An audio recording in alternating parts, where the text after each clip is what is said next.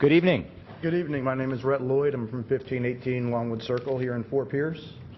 I was trying to get through to the back of this slide because I wanted to talk about 750, but the presentation that was done for us made a good idea of what 750 actually is. Within it, you can see the parallels, and I'm going to break that down. The first idea is that it's a federal grant or a federal direction of use of how we're going to allocate our resources, which is in the case of the NEPA project or the SANS project, our sand.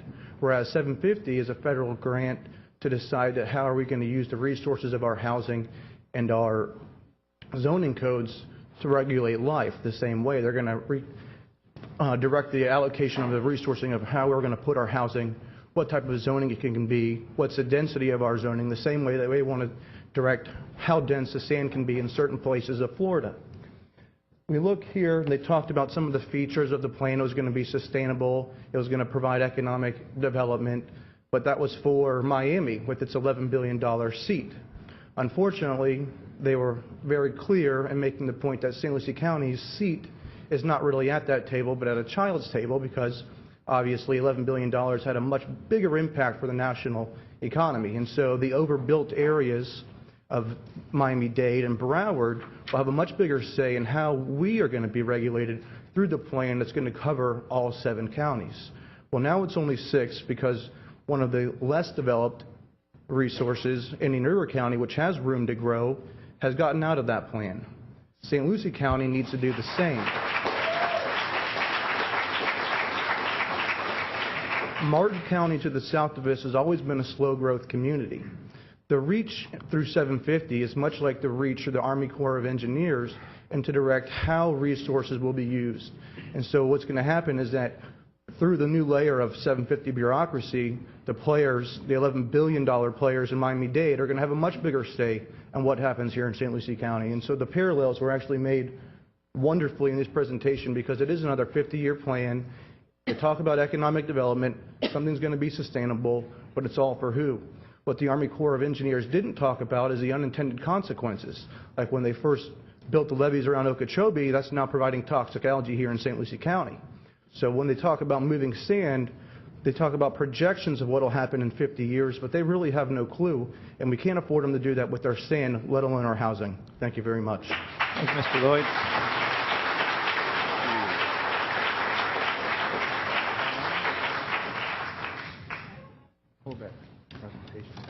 Good evening, Commissioners. Nice to see you again. I'm Phyllis Fry. I reside at 275 Date Palm Road in Vero Beach. I'm a retired commercial pilot and FAA safety check airman. Since October of 2012, as chairperson for the American Coalition for Property Rights, I've attended 750's design charrettes, monitored their business and planning meetings, and observed their regional summit. For 10 months, I filmed and recorded their presentations. I've researched their origins and studied their master plan. I submit the following report with documentation.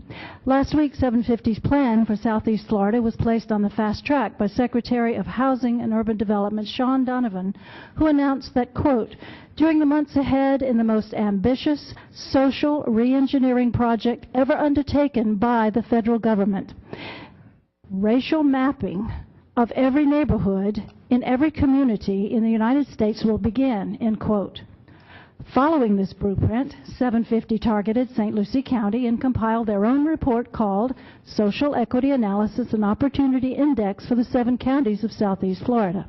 Part 2, page 70 states, downtown Fort Pierce is very weak in social equity.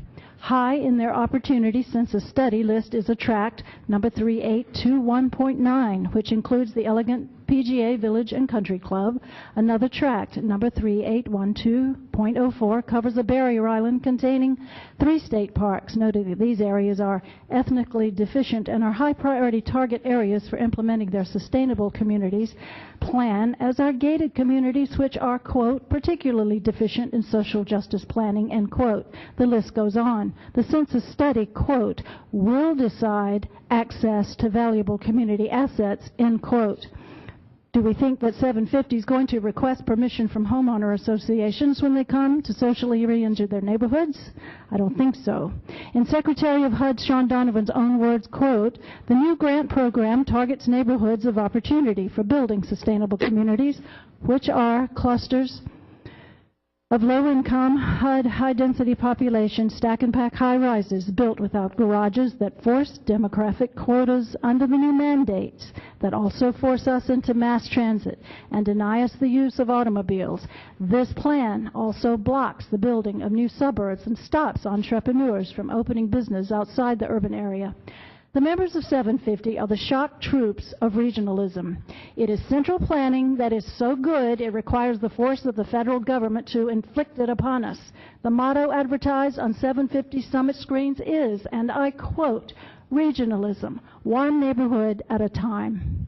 The National Research Council recommends, quote, implementing the plan under the UN's blueprint called the President's Council on Sustainable Communities, end quote. In concurrence, the American Planning Association states, quote, we believe that planning should be used as a tool to eliminate the great inequities of wealth and power in our society, end quote. Their plan is being implemented by unelected bureaucrats, appointees who were not voted in and cannot be voted out once you, St. Lucie commissioners, accept their grant money. Then their plan bypasses you. HUD's Community Challenge grant program allows HUD to replace local master plans, zoning codes, and building codes. As the final product of 750, sustainable communities are the mass federalization of our living spaces. This is not about social equity. This is the forced relocation of populations against our will. It is the vilification and destruction of private property rights and freedom of choice. 750 does not promote prosperity. It creates massive government dependency. It erodes capitalism. 750 will integrate more federal loans, more debt, more regulation by dissolving city and county lines to form mega regions. With the full force of the federal government behind it, 750 will mandate control of land use, zoning, transportation, and housing reforms. By, quote, transcending local government, end quote, and contravening our Constitution, in their own words, they will, quote, redistribute regional benefits and the burdens, end quote. They will decide what is and what is not sustainable, not you. Commissioners, your ability to study and understand that 750 is not an American idea, that it is a plan that pits collectivism versus individualism. It will determine whether we live in a free society or as part of a socialized state. You still have the power to withdraw. Withdraw from 750 while you still have that choice. You will not have that freedom of choice much longer. Thank you kindly for your time. Thank you. Actually, Bert,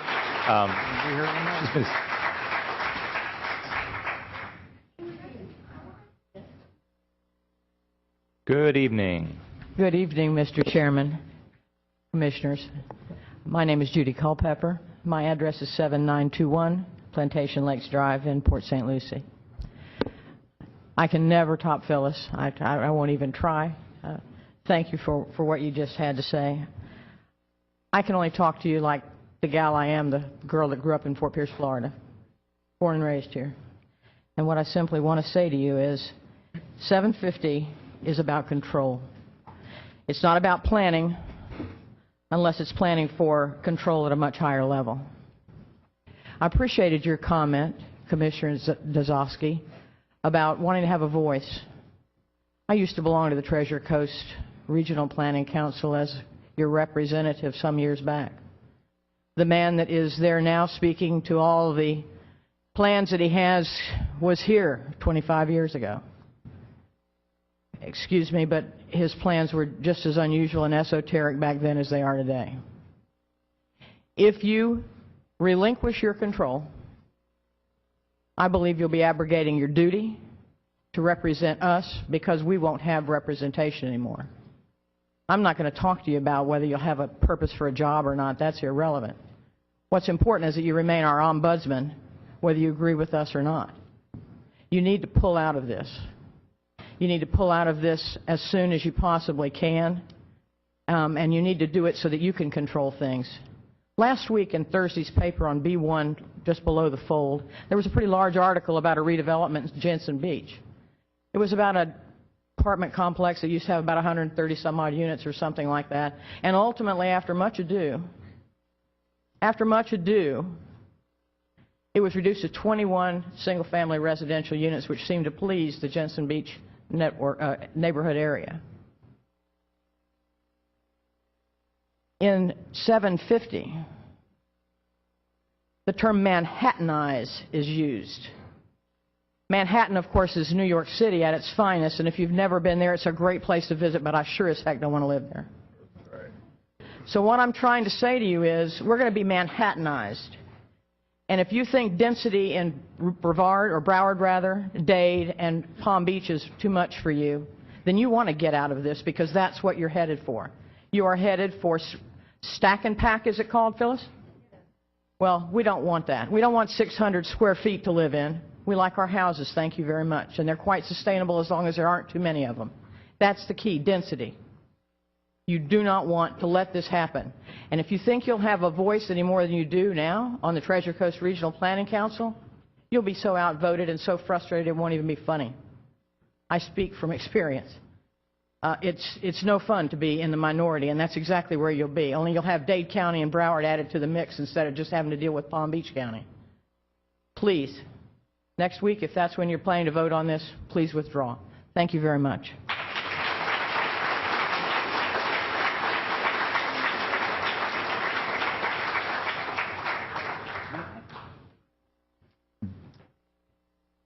Chairman Mallory, Commissioners, I'm Bert Shadow, and I live at 2983 Lookout Boulevard in the beautiful city of Port St. Lucie. And it is beautiful. It is the epitome of urban sprawl, and we love it. But I'm here to talk about a different topic. This is Deborah Swanson's speech, but Deborah became ill this afternoon, so you're going to get my version. I first became aware of the 750 program about not quite a year and a half ago when I went to one of their charrettes at the community center in Port St. Lucie. And I was pretty much appalled at what I saw, what I listened to, and what I experienced. These charrettes are designed, they're using the Delphi system, and they're designed to get a preconceived conclusion from the participants. I mean, the man started out and he talked for half an hour, and I didn't think he said anything. Well, he really didn't. Then we broke into little small groups, and we were engineered and presented topics, and then we were asked questions, multiple choice questions, and all the answers really led to the same preconceived conclusion. And so if this would have been something planning, if they had started out their charrettes when they began the program about 3 years ago, and if they had planning objectives that they could have told the audience and so on and so forth, this would have probably gone over everyone's head. But it shocked me, and it made me want to look into it. So I did. My topic tonight is, why did Indian River County drop out of it? I think because they became educated. They had so many citizens that experienced the same thing I experienced and questioned and looked into it and studied it and found out what it was, how it came about. And you've heard all these topics tonight. So we did learn. The ladies in Indian River County, I'm very proud of them. They took it to everyone that would listen. They took it to the city council. They took it to the county commission, and they educated their leaders. The leaders began to understand. They looked around. They studied. And that is, in essence, what we have to do. And when I studied this, I came to the conclusion that the 750 program it has no use. It is a plan that was, we need long-range planning. Okay, I've been a planner. I've been in real estate all my life. We are in a lineal city, and that's something I learned just recently because I went to the summit meeting. We are a lineal city, at least through Palm Beach. You know, you're bordered by the ocean on one side and the Everglades on the other, but Martin County isn't. St. Lucie County isn't. Definitely Indian River County isn't. We're not a lineal city. We're not a megapolis. Port St. Lucie is epitome of urban sprawl. We don't have a planning problem. Our planning is very good, actually. And if the EPA hadn't held us up for our bridge in Port St. Lucie, it would have been there, what, 3, 4, 5 years ago? And we would have had even less congestion. And we don't have congestion anyway because we don't have a downtown. We don't need urbanization. We don't have a downtown. We don't need to go in and renew our downtown area because we don't. Possibly we have 3 downtowns. So the residents of Port St. Lucie can go to downtown 1, 2, or 3, less congestion. I'm very happy with the planning that the city of Port St. Lucie is doing. The 750 program has little relevancy for them. Urbanization doesn't work in Port St. Lucie. Urbanization is based upon mass transit. We have about 1/4 mile frontage on the FEC railway in Port St. Lucie. So everyone's going to have to drive to the train station if we have one. And then you're going to have to put a parking lot in the savannas. It doesn't work. There may be limited value in Fort Pierce as a county. I don't know why you're interested. But I'd like to tell the people in the audience, the reason that the Indian River County dropped out is because they listened to their citizens, they became educated, and all of you can become educated too. You have the right to attend any meeting, any public meeting, whether it be county commission, city council, and committees, and you even have a new state statute that says you may speak to any public commission or committee. Educate yourself, go out, experience. Thank you, Mr. Shadwin. Educate our leaders.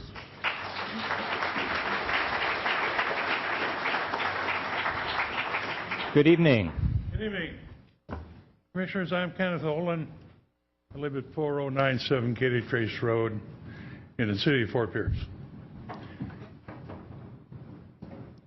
I'll mimic everything that's been said so far, or most of it, and would like to add some comments. Superficially, very superficially, 750 seems to have some merit. But when you get into the detail, it falls apart. And it falls apart because objectives must be achievable. An objective will say what you're going to do, how you're going to do it, and in the end, what good is it going to be if you achieve your objective? And I've read extensively on the subject, and I find it just incredible. Urban planners are very good at spending money. And they're very good at taking credit. Look what we did. It's like Obama saying, I got the guy in the Middle East. Not the Marines, not the Army. In many cases, the projects are never complete. More study, more planning is required. That's why they're very good at spending money. One of the graphics that I looked at with tongue-in-cheek was where the 6-county area sits as far as economic sphere. Oh, wonderful. Latin America, the Caribbean, Cuba, perhaps if the United States federal government would allow you to trade for Cuba. This area, sorry, this area has very little resources and no money. I've done business in Puerto Rico. Unless you have an irrevocable letter of credit, so when you load the ship with your goods and you go to the bank and get your money, you may never get paid. It's nice drawing circles on a map, but are they meaningful? If you rely on urban planners to deal with complex issues like international trade, like global climate change, you're making a mistake. if you want to abdicate your responsibilities as duly elected representatives of the citizens of this county, there's a door. Be careful when you leave. Because 7-Eleven will say you're insignificant. We'll rule and plan right over your head. They will give up control to business and commercial interests, and they've already said the cities, the counties, the rights of individuals are meaningless.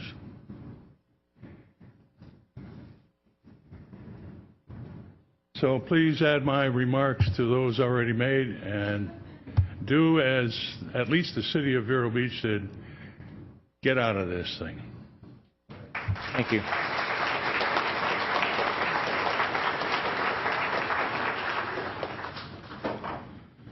Good evening, Commissioner, Mr. Chair.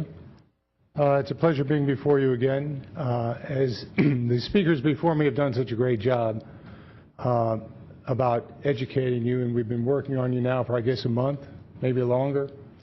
I'd like to introduce you to the next phase of the education, which is Building One America. I don't know how many people here in the audience have heard of Building One America, but they certainly should look at their website, which is very articulate about Sustainable Communities Initiative.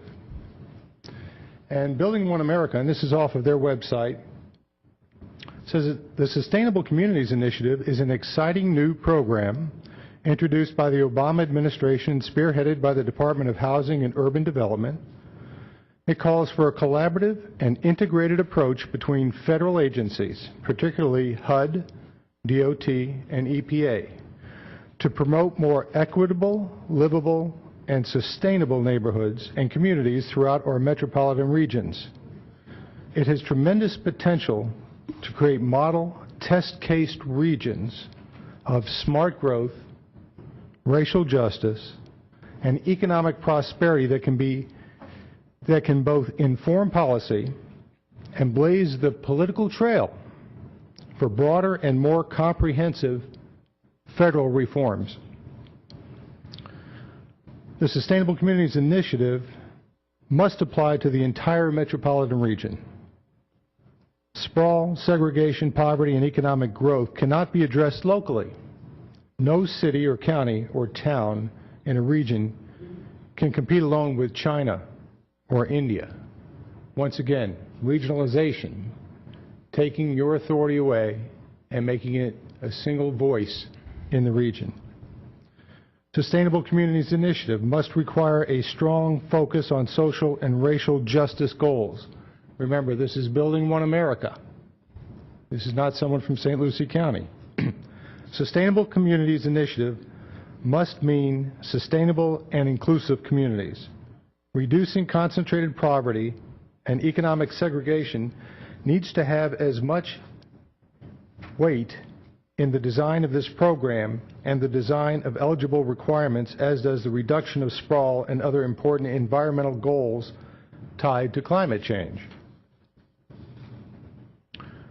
SCI must be based on a clear analysis of regional geography and opportunity. As you heard from Mrs. Fry, this portion of the implementation is now beginning.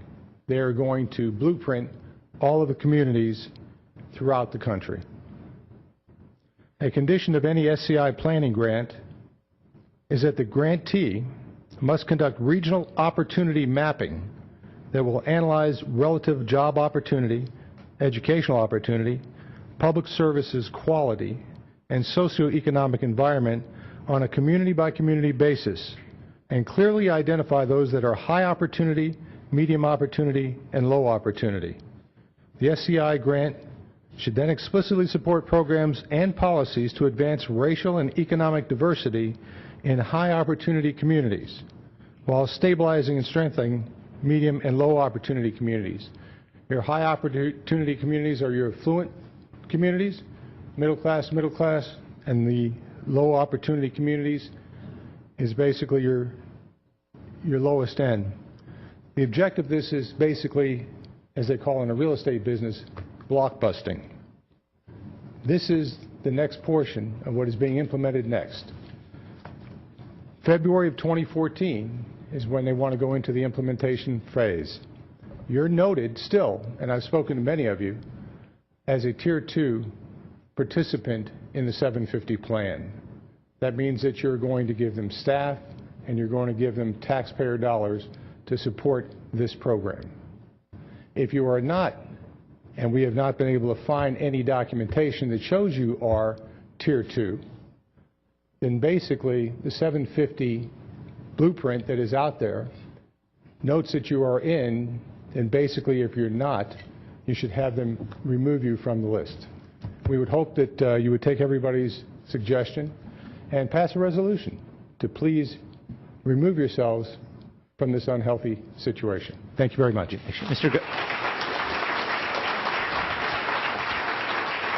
Just for the record. No, I'm not going to give you my name. No. Just, you didn't provide your name, Mr. Gotts, so just name and address for the record.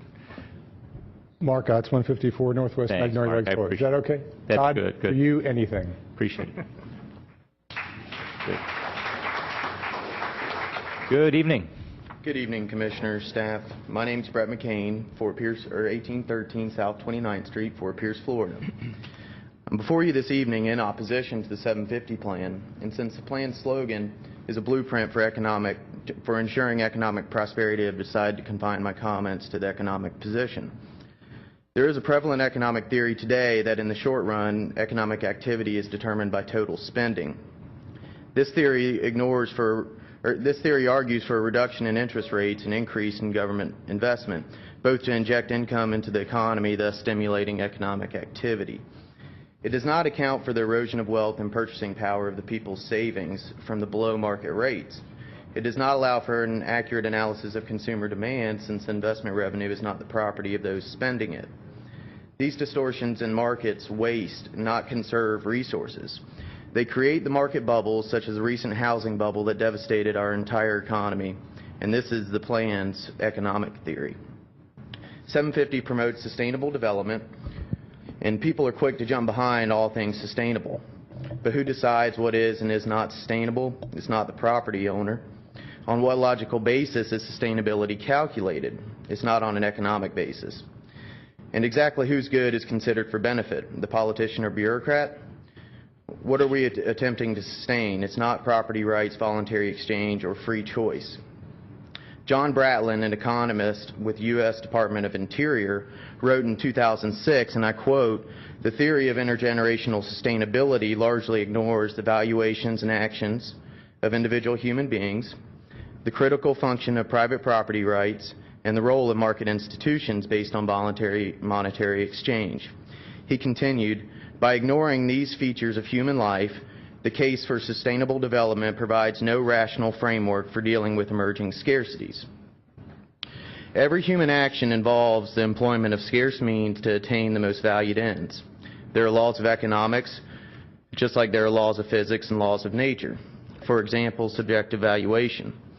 The value of various goods and services does not reside objectively and intrinsically in the things themselves, apart from the individual who is making an evaluation. The law of marginal utility tells us that the greater the unit of supply, the less utility we value each unit. Again, this can only be deduced subjectively. We do not attempt to overturn Newton's law of motion. We cannot overturn laws of economics, no matter how beautiful a picture is painted for us. At the core of sustainable development is the notion of disciplining the consumption of consumers and producers through coercive force. The two main 750 consultant firms are ardent supporters of the New Urbanist movement. Randall Holcomb, an economics professor at Florida State University, warned of the dangers of New Urbanism to economic prosperity in an essay titled "New Urbanism versus the Market Process." He exposed the flaws of the movement from the very argument 750 seems to take on open space, environmental amenities, farmland, pollution, traffic congestion, smart growth, and population densities. He wrote this over a decade ago. He concluded that the concerns of the New Urbanists were overblown, the market forces work against the New Urbanist goals, that if New Urbanist goals were met, it would lower people's standard of living, not raise them, and that the type of planning urged by New Urbanist movement plans excessively to try to control the decisions of private landowners while planning insufficiently for the development of its own resources. I haven't met anyone that thinks politics is efficient. I find it disturbing that anyone would support removing decisions that are made by private property owners and politicize those decisions. 750 would be politicizing more property decisions. 750 is a charade, not an economic prosperity plan. It lacks a basic understanding of economics. I urge you to all vote against 750. Thank you for the time.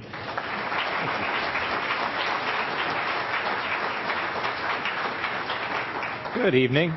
Good evening. I'm Stephanie Austin, 6250 Arrowhead, and my husband works in this county, and we care very deeply what happens here. Across the political spectrum, people are waking up. Last week, former President Jimmy Carter stated, "America has no functioning democracy at this moment." That's a profound statement. Senator Ted Cruz states, and I quote, "The American people do not know what is about to hit them." Even the Government Office of Accountability tells us that we are not doing too well on the issues of constitutionality. We were stunned last week to see that on our website we had over 2,000 hits, and there are 3 anti-750 websites. That's just one of them. Our website in Vero Beach is ac4pr.net. In the fall of 2011, Indian River County Commission signed the Sustainable Communities Grant Consortium Agreement. Months after seeing a notice in the Press Journal, I attended the 750 charrette. My prior background research turned up dozens upon dozens of YouTube videos in counties around the nation appealing to their local officials to drop out of these nefarious plans. It might be named Horizon 2030 in Alabama or Granite State Futures in New Hampshire, but these regional plans are all the same. The San Francisco One Bay Area meetings have been met with extreme opposition, and they have now announced a lawsuit. Similar to the visioning meetings in San Francisco, the charrette in Indian River County was extremely adversarial. We were outnumbered by those required to attend by their government employers. It was obvious to all that the intent was to check off the obligatory public meeting. We did not go there to play the word cloud game or have our pictures taken constantly. In true Delphi style, our questions were never answered, and we're still being Delphied today. We have gone to their outcome-based meetings. We have done the in-depth research. We have come to an educated conclusion. We are not misinformed or misguided, as 750 contends. The fact remains, regionalism or central planning is not our representative system of government. It is a constitutional violation. A constitutional violation. On Twitter, Dover Coal and Partners boast about 750 steering where mass populations will live. The idea that 750 promotes the steering of a certain behavior is immoral and un-American. They are against the right to choose how and where we live. We are not part of a socialist state. However, sources have told us that for their scheme to work in every county, that massive land use controls must take place. This is the next step. We have seen last month's press release from both the federal administration and the United Nations. The mandate is to ramp up implementation of sustainability globally, here and around the world and in the U.S. Please keep in mind that this is a global plan. The plan for the United Kingdom looks pretty much like the plan in San Francisco. Check it out on YouTube. The truth is available to everyone. I am proud to say that the Indian River County Commission voted to exit 750 on December 18th, 2012.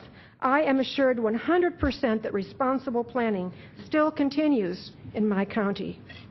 My 3-month-old granddaughter will know that the people in this room participated in the epic struggle to save our nation from the so-called Sustainable Communities Initiative. And by the way, it's not sustainable, it's not about communities, it is an initiative. My husband and I thank everyone in this room for coming tonight.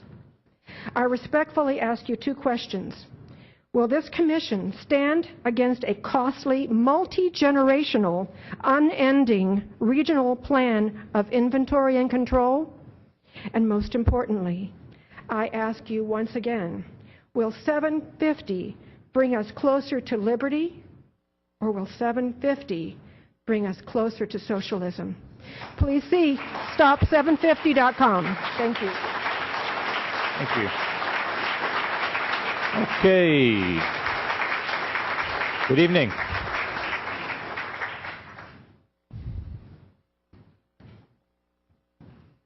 My name is John DeMola. I live at 731 Southwest Arkansas Terrace.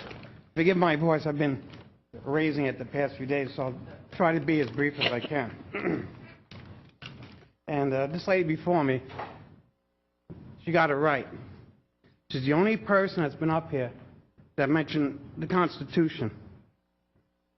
Right? Everyone in this room should read the Constitution from top to bottom. And I just want to read you part of it. It's Amendment 14. It's got to do with citizenship. Pardon me, forgive me. All persons born or naturalized in the U.S. and subject to the jurisdiction thereof are citizens of the United States and of the state wherein they reside. Florida, here. No state shall enforce any law which shall abridge the privileges or immunities of citizens of the United States, nor shall any state deprive any person of life, liberty, or property. Key word, property, without due process of law, nor deny to any person within its jurisdiction the equal protection of the laws. That's the Constitution. 750 is unconstitutional, period. End of story. If 750 goes through, we won't need you at all. We won't need the Metropolitan Transportation Authority. Throw it out the window. We won't need the hard people that work for our environment. Throw them out the window. We won't need the Indian River keeper. Throw him out the window. Throw them all out the window. Because we will be under the jurisdiction and control of people that we don't know and we don't want. We'd rather grow and expand at our own pace in a place we call St. Lucie County that we love and we're going to keep. Thank you.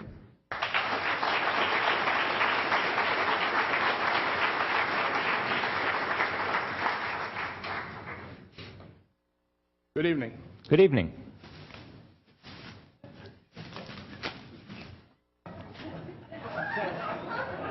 Someone has a tinfoil hat. The tinfoil hat. My name is Roland O'Brien, 21 Villa del Norte in Fort Pierce.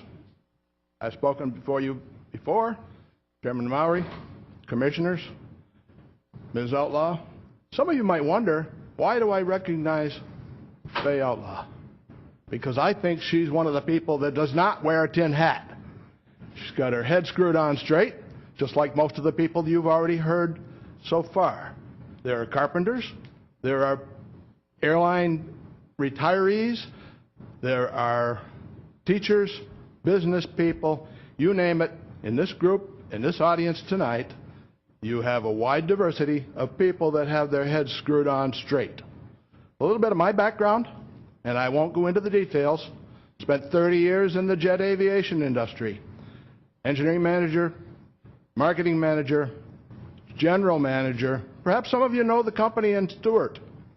Been in the news a lot lately. Turbo Combustor Technologies just changed the name of their business. 500 employees, 200,000 square feet. When I was general manager of that company 30 years ago, it was a small company, 65 people.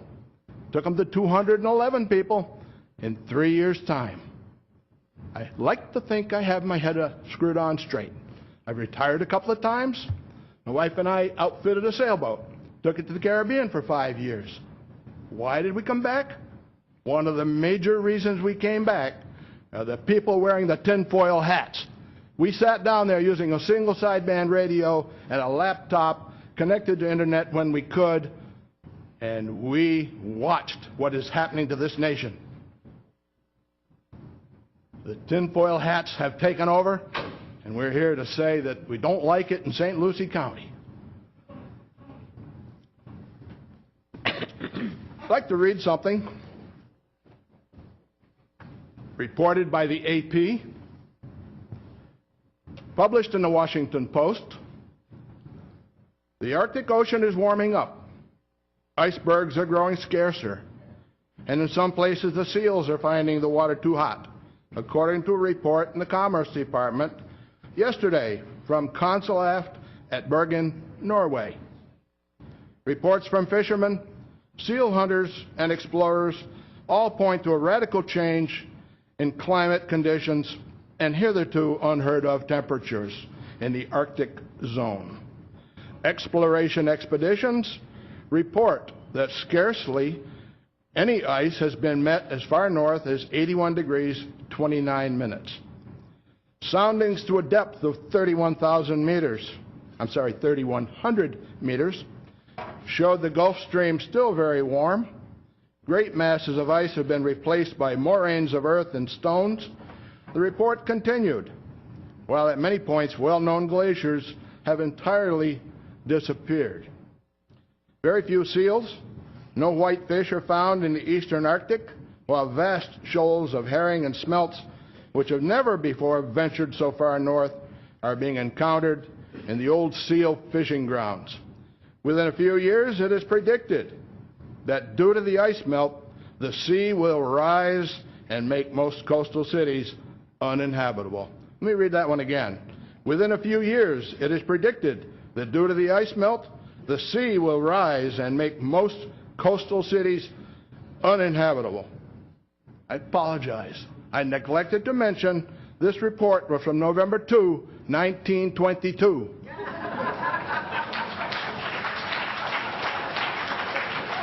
How many coastal cities are indeed overrun with water? It has not happened. And I clearly heard Commissioner Zadowski say that he wanted to stay within the 750 program, to be part of it, help understand it, whatever. If the 750 program goes into place, there would be no need for the commissioners in this county.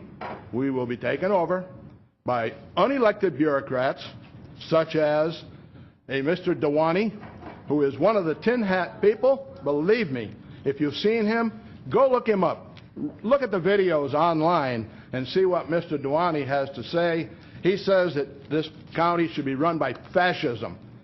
Thank you very much, Commissioner. Thank you, Mr. O'Brien.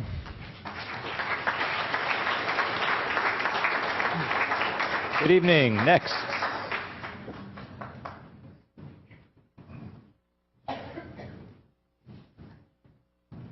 Good evening, Chairman Maury, Commissioners, and County Administrator Outlaw. Greetings to all of you. We're missing our county attorney, though. Don't forget him.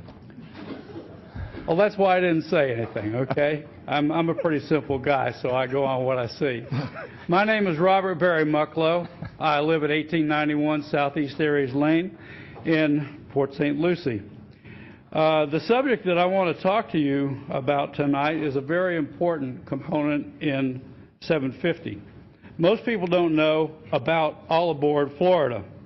All Aboard Florida's self-described welcome portal website on the internet has much to say about its efforts to become a transportation solution for Florida's two largest markets, South and Central Florida. I quote, "Floridians and many others who travel through our great state want convenient, fast, dependable transportation." They want, okay? With All Aboard Florida, Florida East Coast Industries is answering that demand by developing privately owned, operated, and maintained intercity passenger rail service that will be a solution for millions of business travelers, families, and tourists. Remember, I'm quoting. Florida East Coast Industries believes that a privately owned, operated, and maintained passenger rail option is the right way to go and is taking a prudent, thoughtful approach, commissioning, engineering, environmental, and ridership studies as the first steps in its plan. It will be significantly different from the previous plans in several ways. Number one, the majority of the approximately $1 billion construction costs would be privately funded. The state and taxpayers should shoulder zero operating risk. This privately owned rail system will be 100% privately operated and maintained, unquote. Practical people, including myself, evaluate new ideas before acting on them. My mind thinks differently than most other people. I tend to identify what something is not in order to avoid confusion with what it is. My first finding was, number one, referencing what I just said, there is no discernible demand for passenger rail transit on Florida's East Coast. I can't find it. It's stated in their document, but it doesn't exist. At least I can't find it. I've never heard anybody talk about it. And I ask, is it possible this plan could have conceivably included Orlando because the segment from Cocoa to Orlando's airport would give it the appearance of commercial viability? Also, did I mention the missing 40 miles of railroad track that is also needed? You may have noticed in a quote from All Aboard Florida about 2 mentions of privately owned passenger rail system. What the Welcome Portal omitted from their frequently asked questions section was, where will the money come from? 750 and its director, Michael Busha, tout All Aboard Florida as a private company. Yet as of March 15, 2013, Karen Hedlund, Deputy Administrator of the Federal Railroad Administration, confirmed that All Aboard Florida had applied for a $1.5 billion with a B, dollar loan from the federal government. We already have 2 taxpayer-funded railroads in Florida. We do not need a third one. In closing, there are those who would have us believe that transportation's needs must be subject to government manipulation excuse me,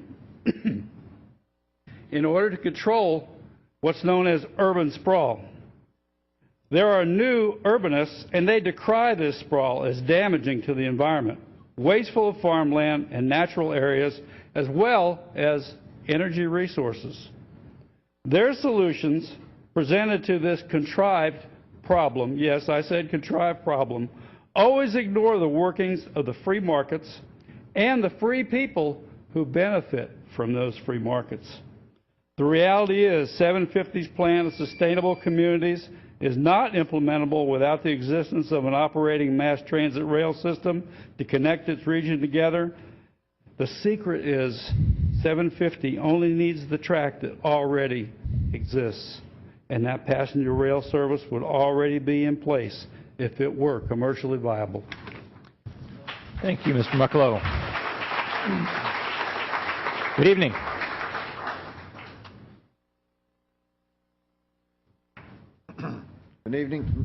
Good evening, Commissioners. My name is John Moeller. I live at 5217 Northwest Iredell Street in Port St. Lucie. I'm here also in opposition to the 750 regional plan because I don't believe another layer of bureaucracy is needed for intra-county cooperation. I believe that we all have the unalienable right to association, to live and associate with those of our choosing. During the 3-day 750 conference I attended in June, when explaining the idea of the new urbanization, they constantly used the phrases of social engineering and social justice. For those counties that sign on to the 750 regional plan, which receives HUD grants, they will be subject to these government mandates. These mandates will include housing quotas for low-income Section 8 and halfway houses in every neighborhood. My right to live in a neighborhood where the demographics of the people I wish to live with will be changed by these mandates. I've seen this plan twice before in the past, and it has always turned out to be the same. For me, the 750 plan is the third time for the same failed housing policy. I first saw similar plans in the late 60s as part of LBJ's Great Society while living in Maryland outside of Washington, D.C. The Great Society introduced government-controlled, socially engineered, urbanized housing. Within the first 2 years, because of the rising crime rate, the first-floor shops and apartments installed steel bars and metal coverings on the windows, and if you had a second-floor balcony, you were also barred. Those who could leave moved out. Within 5 years, the community was in rapid decline with a soaring crime rate. After 10 years, the community had become a slum, and most of it, if not all of the buildings, were now being vacated. Within 15 years, the buildings were torn down and their property was again vacant. In the late 80s, early 90s, 20 years after the first HUD-mandated social engineering projects were built and torn down, government grants for building new housing projects were accepted, and the whole process started all over again. The results were the same. To see how well these plans have worked in the past, look no further than inner-city Detroit. Does anyone really believe any of the financially, politically, or famous elites of our country will be living in these government-mandated projects? The answer is no. You will not be living next door to Bill Gates, Al Gore, or Barbara Streisand. The 70/50 plan is, and I will say this, it is a do as we say, not as we do plan. Just as the elites will still have their protected enclaves, I want to live with others with similar social and economic backgrounds. I do not want to be forced by the government mandates to live side by side with those that I feel uncomfortable with. The 750 plan will be just one more failure, another utter disaster, for a multitude of reasons, including the social justice aspect of the plan. The people of St. Lucie County do not want the government-funded regional planners, do not want what they are proposing. We have the unalienable right to live in a community with those we feel comfortable with. Thank you very much. Thank you, Mr. Moeller. Thank you.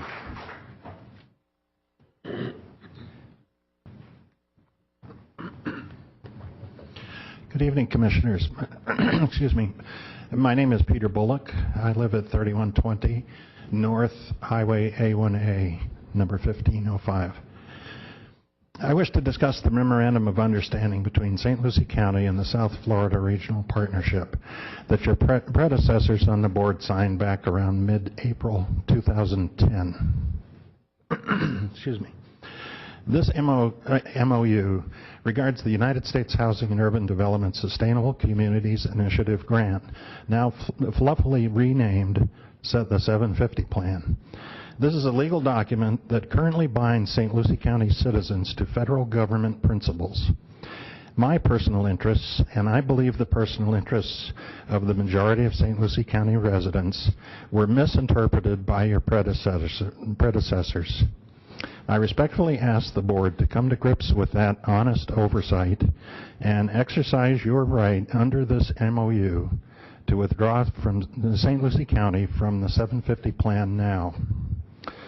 The Sustainable Communities Initiative is a brazen, unprecedented attempt by the federal government to redefine where and how local residents live and work right here in St. Lucie County.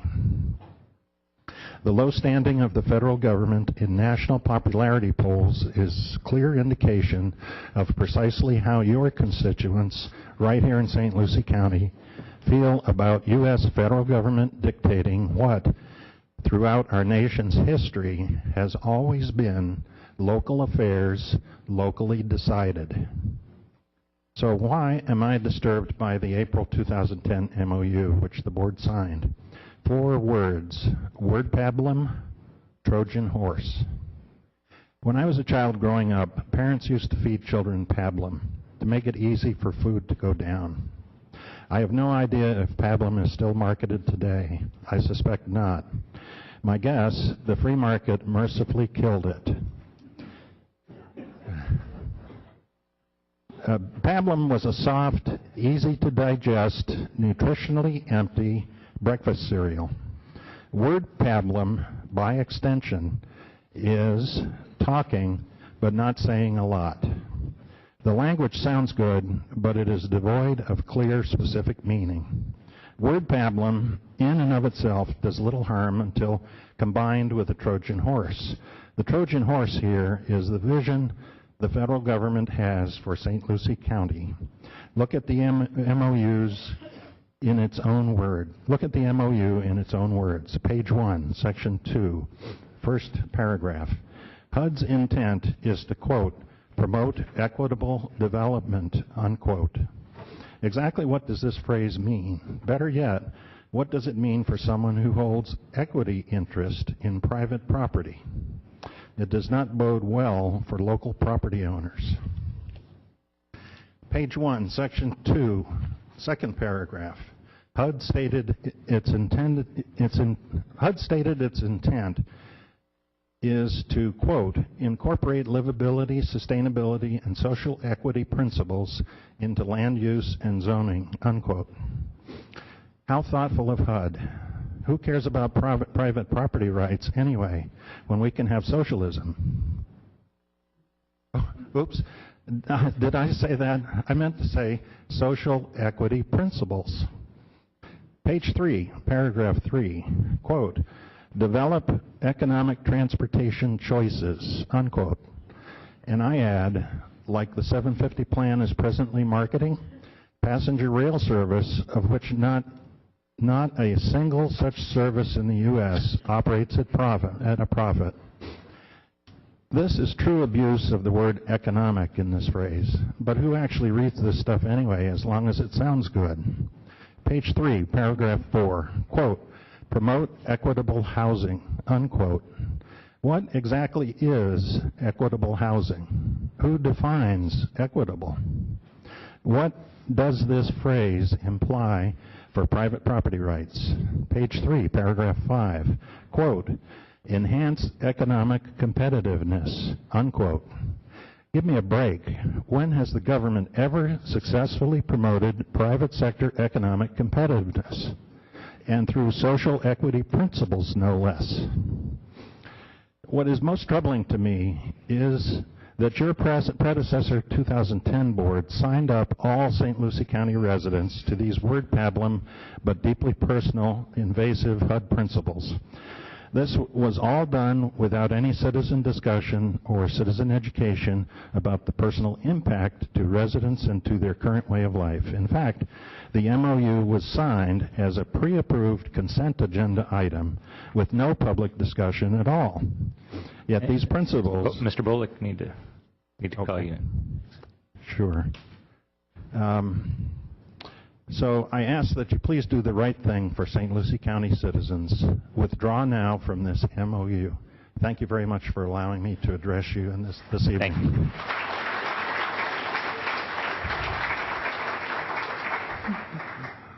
Good evening. Good evening. Can you hear me all right? Yes. Okay. The severe consequences of accepting 750 invitation are laid out by Phyllis Fry and others. They have provided you with expert, detailed conclusions that have been completely vetted by facts and with all the backup documentation. They have provided every means possible for all of you to verify the information, including, but not limited to, hard copies, verbal explanations, websites. I have seen people who have never attended your public forum. They have dug down deep within themselves to muster the courage to stand before you and present their case against 750. They have endured ridicule, but they have come. They have brought with them their credited education, their respected careers, their experiences, and their astute knowledge of governmental procedures at all levels. The people of this county have entrusted you with their way of life. They voted you into office because of that trust. But tonight, they come before you because their firm commitment against 750. I stand before you today to tell you one of us is wrong. We the people here, or 750. You need not look far for the damage that has been done. Roadways being closed, houses with no land for the smallest backyard gardens, and even patio-potted vegetation plants are being extinguished by rules and regulation. Florida's seaside tranquility will be interrupted by rail systems that will be clanking up and down Florida's coast every 30 minutes. Do you really want more of these destructions to come to St. Lucie? Your decisions will not be remembered like prohibition. History views them as people who are wrong, but meant well. The damage levied by 750 will not be like that. The full destructive powers will continue to be felt by the future generations. But make no mistake, when the future generations look back and say, how did this happen? The people here will be accountable. When they are forced to live in inclusive communities or be highly taxed because they want to have family homes outside the city. As more and more leave Florida to find homes that are not like California, New York, Boston, or Texas, they will remember what you do today, and they will know that there was no excuse. You have all the information a person of your position needs at your disposal. Excuse me. Stop this madness of regionalism before they complete the task of mega regions. History does not need to repeat itself. Anyone wishing to live by a code of regions has all my blessings, and they can go and move there.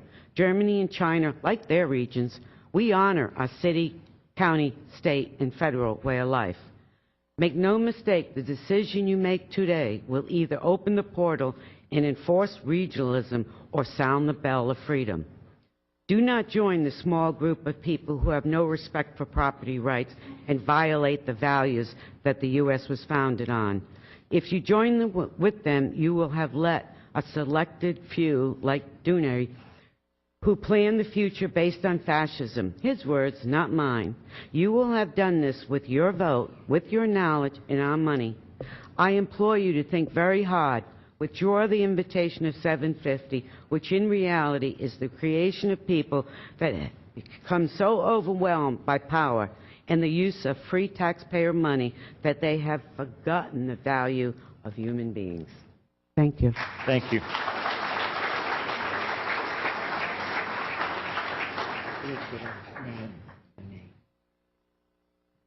Hello, my name is Charlotte Munsick, and I live at 1416 15th Avenue in Vero Beach. St. Lucie County is lovely. People want to come here to visit and to live. What you have here is unique, and the creation of local people who care about their community. You, the commissioners of St. Lucie County, have been entrusted by the people to carry out their vision for their home county. Whenever a non-residential group of self-proclaimed experts enters the picture, local residents and their governments lose control, and they never get it back. Imagine, if you will, eminent domain on steroids. Basically, that's what we're talking about. Allowing some entity other than the people whom you serve to take control of the ongoing planning and development of St. Lucie County would betray the trust your constituents placed in you when they voted for you. Local dreams and ideas for the future of St. Lucie County would be trashed in favor of a plan imposed from outside and reflecting a vision foreign to their own. Like the overwhelmingly huge eminent domain, you will never, ever be able to reverse it. all will be gone. Is that what you want? Thank you very much. Thank you.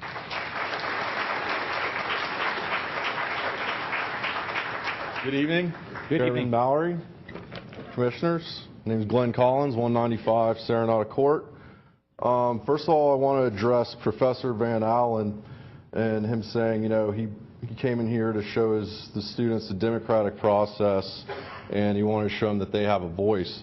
Well, the lead consultant to 750, Andres Duaney, doesn't seem to like democracy very much. In fact, he criticized how much democracy we have in South Florida and praised the quasi-fascism they have in Orlando.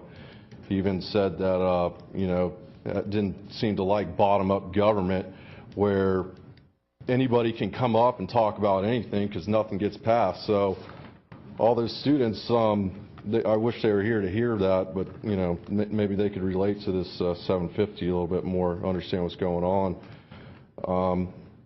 I want to talk about some of the other things that Mr. Duaney said at this meeting. I know that you, Commissioner Johnson, and Chairman Mallory were at, where Mr. Duaney said that you've heard of globalization, but what is falling out is the nations. The nations are less important. He also said that the cities are falling out. Unless you're a big city, the cities become unimportant. I mean, to me, that's very alarming. He listed all the tiers of government. He started with the people, and then the city, and the county, and the state, and then the federal government. But the very last one, the top one he listed, was the United Nations. He boasted about a charrette that he did when he first came to this area in 1988 for Stewart. So I YouTubed it, and actually that video is online.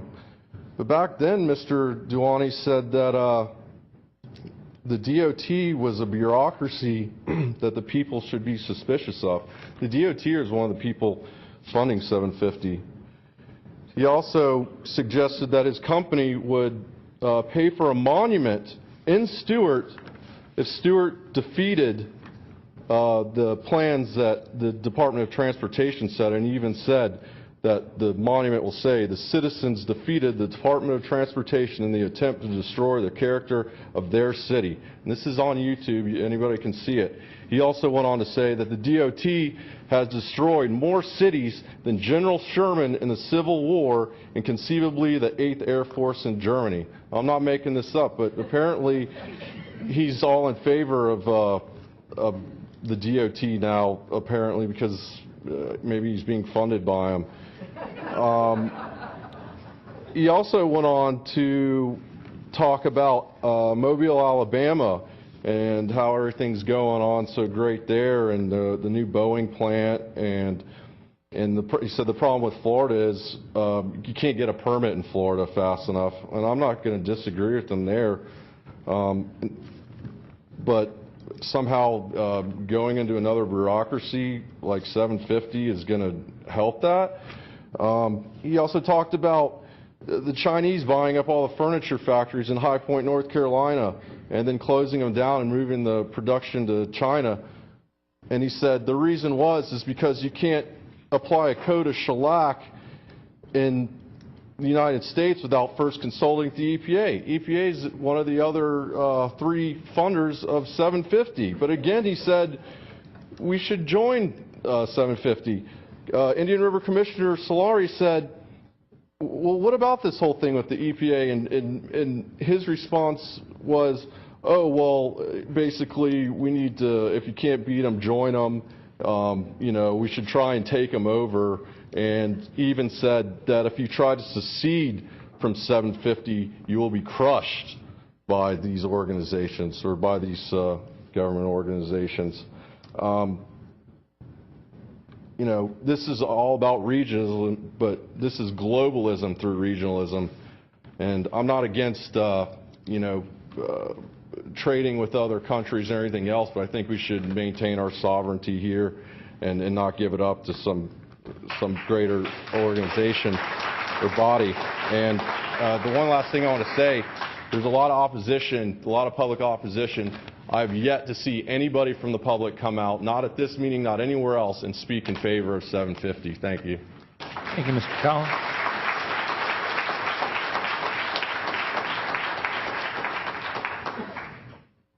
Good evening. How are you? Thank you for your constitution.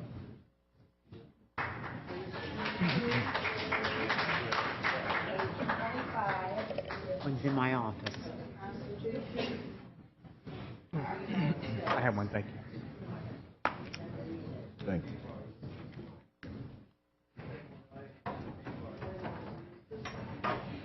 My name is Linda Nichols Addison.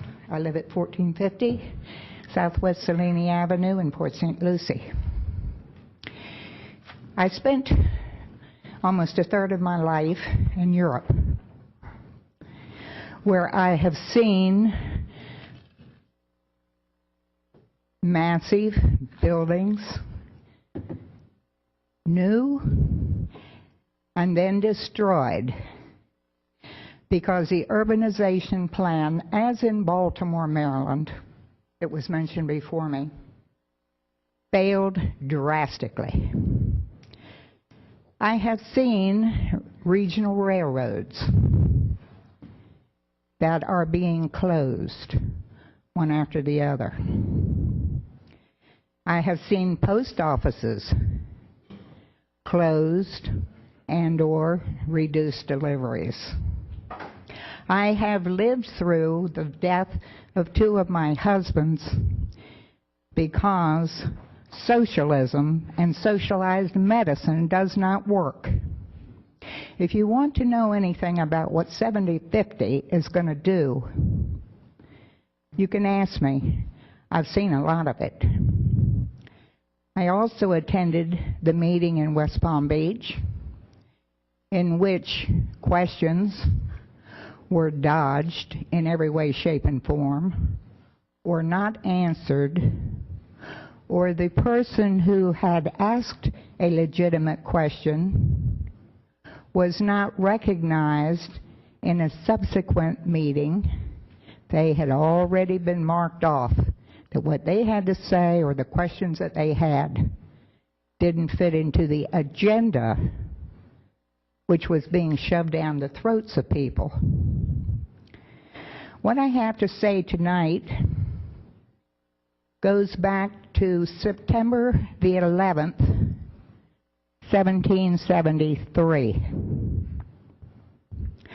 Published in the Public Advertiser on September the 11th, 1773, Benjamin Franklin wrote, "A great empire, like a great cake, is most easily diminished at the edges."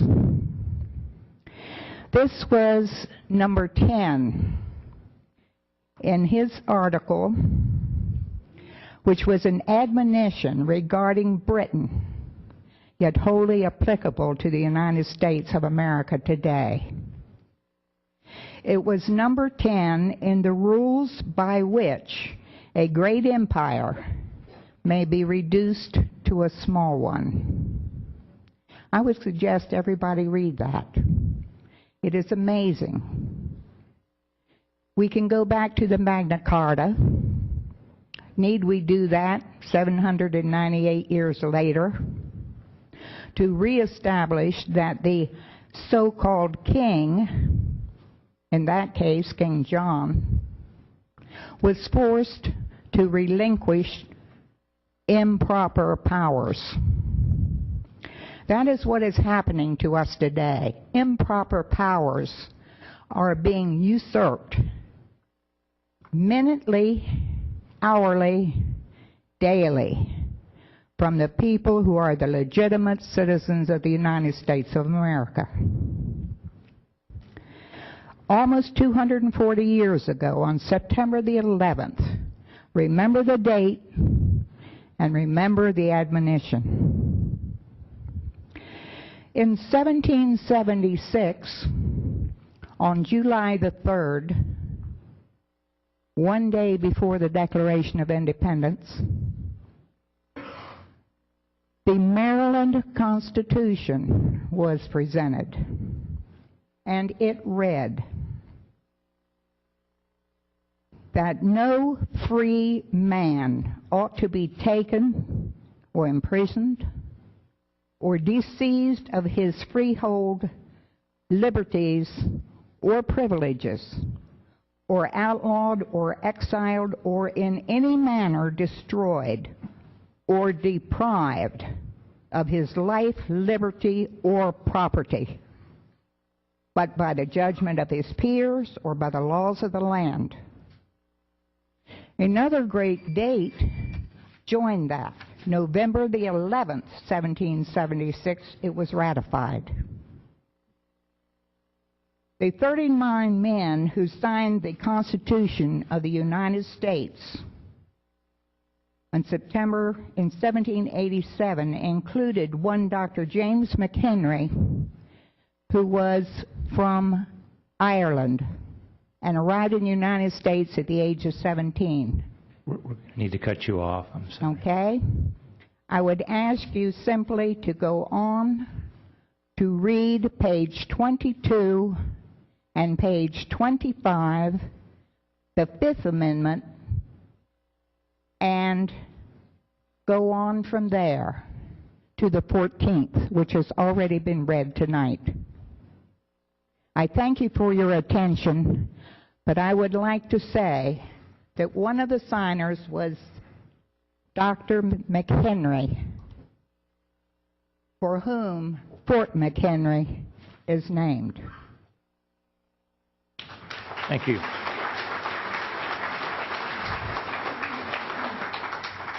Good evening and thank you. My name is Rosemary B. Wilson. I live at 1490 Fifth Avenue. I'm a member of the American Coalition for Property Rights.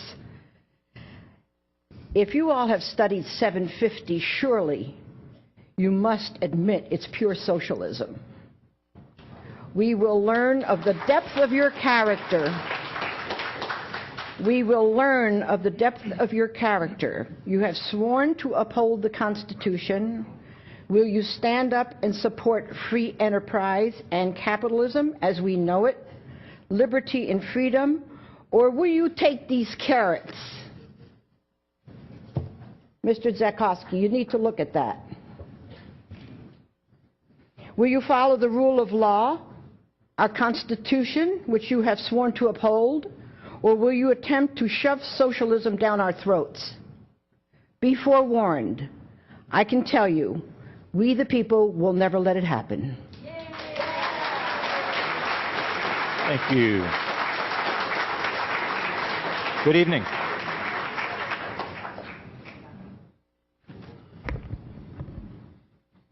Good evening. My name is Lee Lamson. I reside at 2412 Southeast Bordeaux Court, Port St. Lucie, Florida, 20-year resident of St. Lucie County. I just want to say last meeting I came here and I expressed my concern about the false science that much of the 750 plan is being based upon and the funding and philosophy behind all that. If you recall, I challenged you to please go to read John Casey's book, Coal's Son. We've now presented you a copy of this tonight in person. And look at his website. We've asked Mr. Casey to join us briefly tonight. He's just going to say a few words. And let me just read you a little bit about his credentials. But I also want to encourage you or ask you if you would please consider to invite him back to make his full presentation to this council at a private session, not a public session, at a future date, similar to what the Sands lady did tonight maybe somehow, okay? I would ask you to consider this. But Mr. Casey is a former White House Space Program Advisor, consultant to NASA headquarters, and space shuttle engineer. He is one of America's most successful climate change researchers and climate prediction experts. Mr. Casey is best known as the leading advocate in the United States for a national and international plan to prepare for the next climate change, which he has predicted will be one of severe cold climate era. He also is the editor of the Global Climate Status Report and author of the internationally acclaimed book, Coal's Son. Mr. Casey is currently president of the climate research company Space and Science Research Corporation in Orlando. In March 2013, he was named America's Best Climate Prediction Expert by Watchdog Wire. And I'd like to cede the rest of my time of my 5 minutes to Mr. Casey, if possible. Yeah, actually, 5 minutes is all we allow, but thank you. That's good. But he can use the rest of my 5 minutes like you've allowed us to do in the past. No, we should only allow 5, but you, we're generous. We used to only do 3, Lee. We work with you a lot. Thank you. Good evening, Mr. Casey. Good evening, Commissioner Maury, Commissioner Johnson, Zadowski, Ms. Lewis, Ms. Hutchinson, Attorney McIntyre back there, and Ms. Outlaw. It's a pleasure being here, 5 minutes or 5 hours. Thank you for anything. Thank you. And in addition to, I might add, that in addition to fighting for the truth in climate change, which has been a tough battle for 6 years now, surely being a county commissioner is tougher. Thank you for your time. Thank you. Let me quickly ask that if you have received a copy of the presentation, it should be in front of you. If not, it was provided up here. Okay, here's a copy of the book and the presentation. Given that I only have 5 minutes, I will in fact be very brief, but I'll be pointed in my remarks. I have prepared an in-depth presentation to go through the last 25 years of climate change and to summarize that in a short presentation. But in 5 minutes, let me get to the key points with you. And if you'll skip through the presentation to the slide titled, "What is the current global climate status?" It's about the 5th or 6th chart in, the current climate status. This chart alone sums up much of what I would be saying anyway. Item number 1, commissioners, ladies and gentlemen in the audience, it's vital that everyone understand global warming has ended. There is no global warming.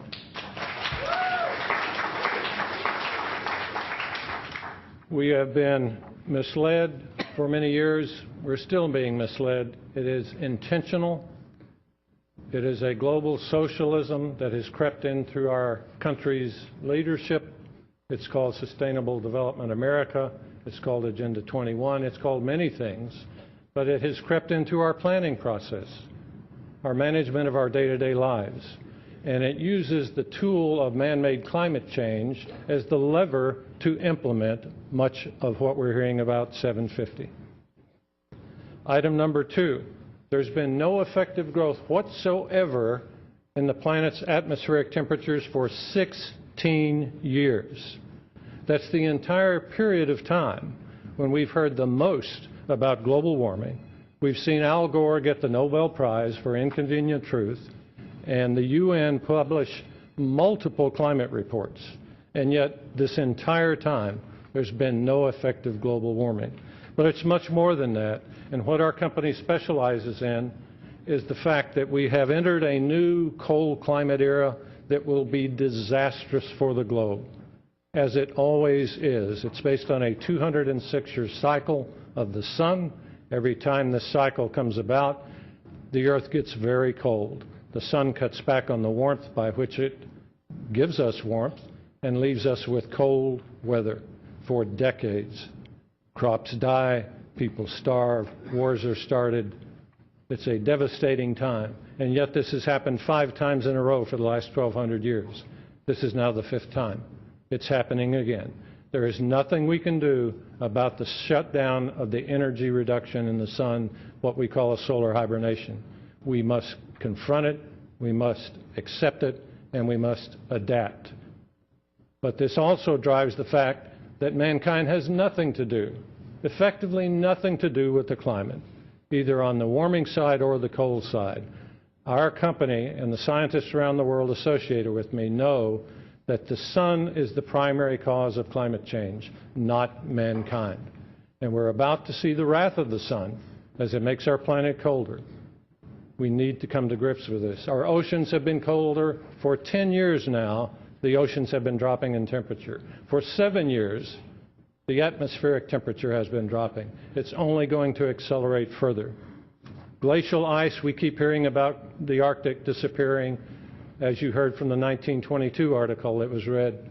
Thank you, sir. This will go on and on. Natural cycles drive the Arctic, but natural cycles are now taking us into 40 years of dangerous cold weather. Glacial ice will be growing again, as it is, for example, in the Himalayas, the largest seat of glacial ice on the planet outside of Greenland and Antarctica, and it's growing rapidly. Antarctica has been growing for 30 years. A new dangerous cold climate has begun. There's no question about it. All climate scientists are aware of this. Ladies and gentlemen, if nothing for these facts alone, we must understand that man-made climate change is a myth.